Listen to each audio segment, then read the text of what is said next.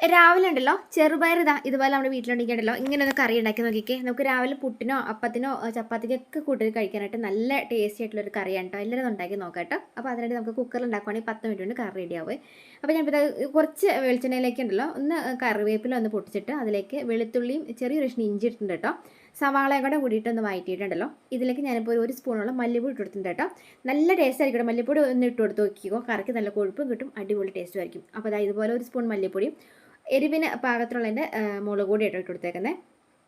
പിന്നെ ഒരു നുള്ള മഞ്ഞൾപ്പൊടിയും പിന്നെ നമുക്ക് ചിക്കൻ മസാലയുടെ പൗഡർ ഒരു സ്പൂൺ അതും ഇട്ട് കൊടുക്കാം. എന്നിട്ട് നമുക്ക് ആ വെളിച്ചെണ്ണ തന്നെ ഇട്ടിട്ട് ഇതുപോലെ നന്നായിട്ട് ഒരു മല്ലിക്കുത്തൊക്കെ ഉണ്ടല്ലോ അതൊക്കെ മാറുന്ന രീതിയിലൊന്ന് വഴറ്റി കൊടുക്കാം കേട്ടോ.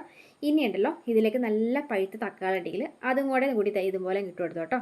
എന്നിട്ട് ഈ ഒരു കൂട്ടുകൾ നന്നായിട്ട് ഒന്നും കൂടി വഴറ്റി കൊടുക്കാം.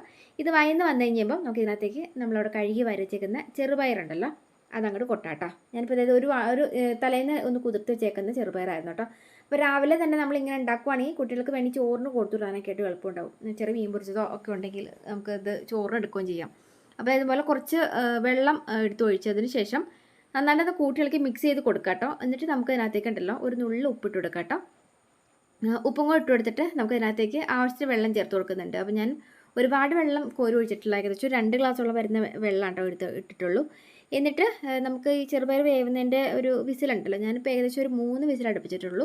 3 വിസിലടുപ്പിച്ചിട്ട് തീ ഓഫ് ചെയ്ത് കഴിഞ്ഞപ്പം നമ്മുടെ കറി ഒരു പയറൊക്കെ ഉണ്ടല്ലോ അത് നന്നായിട്ടൊന്ന് വെന്ത് വന്നിട്ടുണ്ട്. അപ്പോൾ ആ വെന്ത് വന്നേക്കുന്ന പയർ നമുക്കൊന്ന് തവി വെച്ചിട്ടൊന്ന് ഒന്നുകൂടി ഒന്ന് കുത്തി ഉടച്ച് ഒന്ന് ഇതാക്കി കൊടുക്കുക. അപ്പോൾ ഏകദേശം ഒരു കുറുമ പോലെ ഒന്ന് കുഴമ്പ് പാത്രങ്ങൾ അതിൻ്റെ ഒരു കറി കിട്ടും.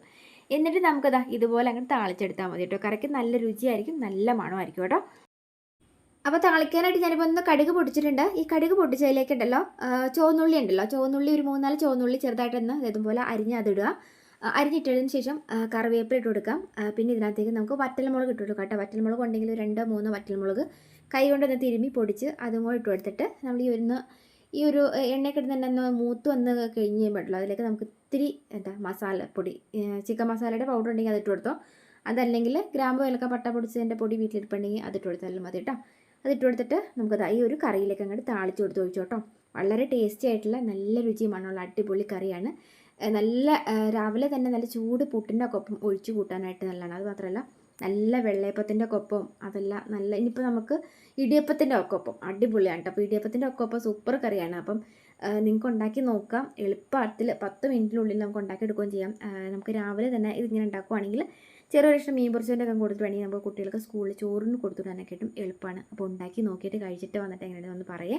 അപ്പോൾ വീഡിയോ ഇഷ്ടപ്പെട്ടു പോയിട്ടുണ്ടെങ്കിൽ എല്ലാ ഫ്രണ്ട്സിൻ്റെ ഷെയർ ചെയ്യുക. ഇതുവരെ നമ്മുടെ ചാനൽ ഫോളോ ചെയ്ത് വരണമെങ്കിൽ ഒന്ന് ഫോളോ കൂടി ചെയ്തിട്ട് പോകാൻ മറക്കില്ല കേട്ടോ.